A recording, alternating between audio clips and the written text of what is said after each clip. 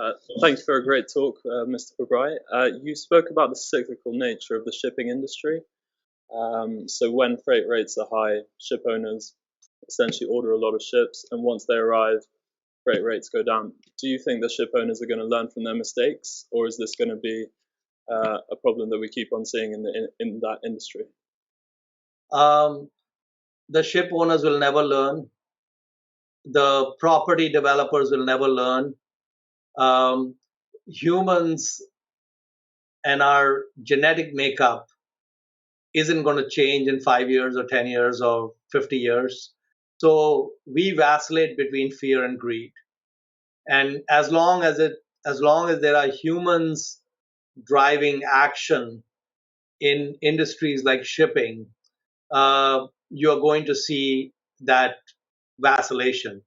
In fact, there's a really good book. It's in fact a work of fiction. It's called The Shipping Man.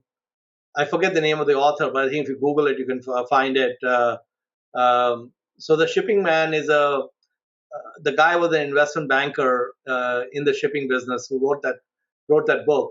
It's a really funny book because it talks about the Greeks, it talks about the Norwegians, it talks about all this kind of cast of characters, the Americans in this business. It's funny as hell, and it really teaches you the business while entertaining you.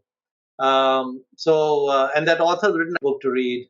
And in fact, Frontline, one of the companies I invested in, is run by a guy named John Fredrickson, a Norwegian guy. And he has a character in the book who I think is a clone of Fredrickson, which is why I found the book kind of funny. Um, so, the shipping business, I haven't looked at the shipping business in a lot of detail lately, but it's a challenged business right now. And what that means is there's probably opportunity in that business. But I would also say that tread carefully.